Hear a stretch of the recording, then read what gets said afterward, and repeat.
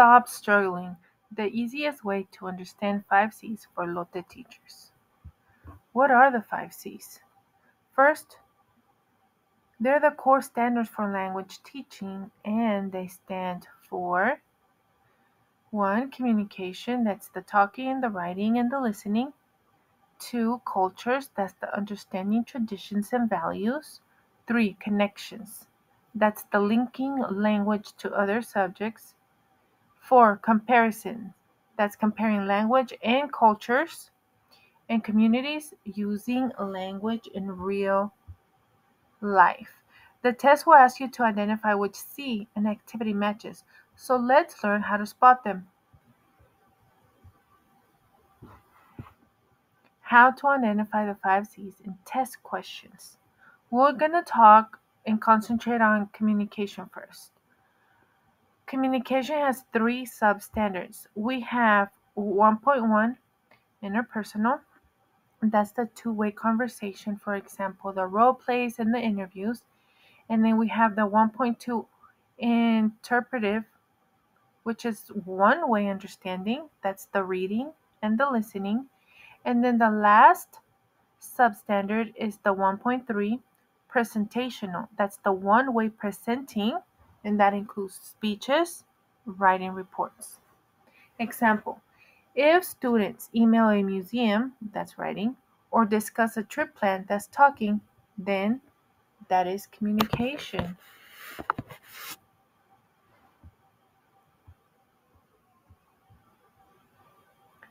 Let's talk about cultures, 2.1 and 2.2.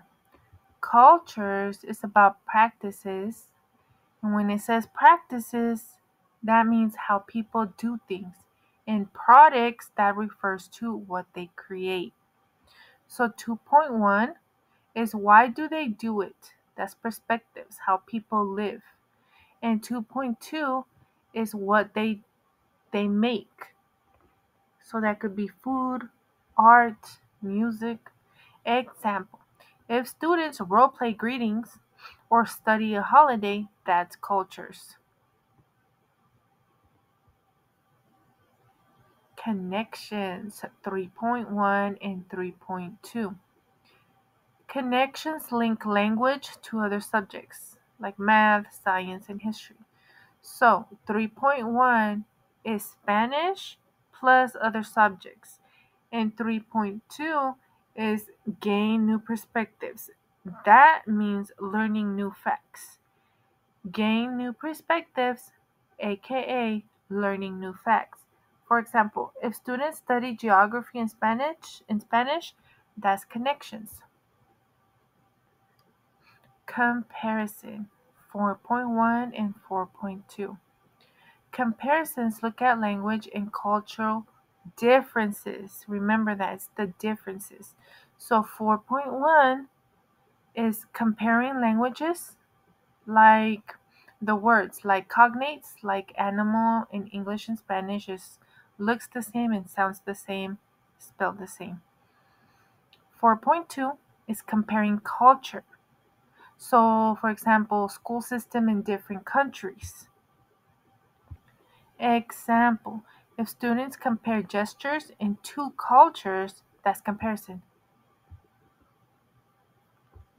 Communities, 5.1 and 5.2. Communities is about using language beyond class. So 5.1 is referring to real world use, like pen pals, culture events, and 5.2 is learning for fun, like watching foreign films for fun. Example, if students attend a festival or Skype with native speakers, that's communities. Test taking tips. Now, how do you apply this on the test? 1. Read the activity carefully. What are the students doing? Once you figure that out, 2. Ask yourself, which C does this match? Is it talking? Is it comparing? Is it real world use?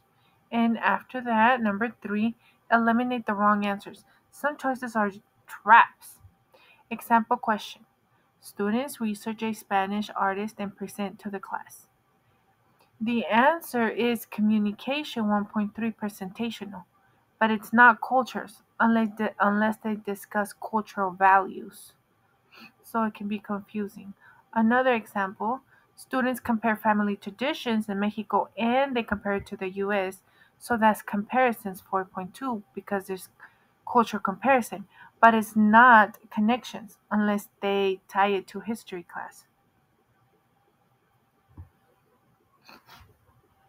Common mistakes to avoid. Confusing 1.2, the interpretive with the 1.3 presentational. Listening versus presenting. Another common mistake to avoid is mixing up cultures and comparisons. Studying a holiday that's cultures versus comparing holidays that's comparisons. So you have to be super careful. Assuming real world always means communities, and that's not the case. Sometimes it's still communication. For example, role playing a restaurant scene. If they're talking in some type of way, then it's automatic communication. Always ask, what's the main goal of the activity? And that will help you answer.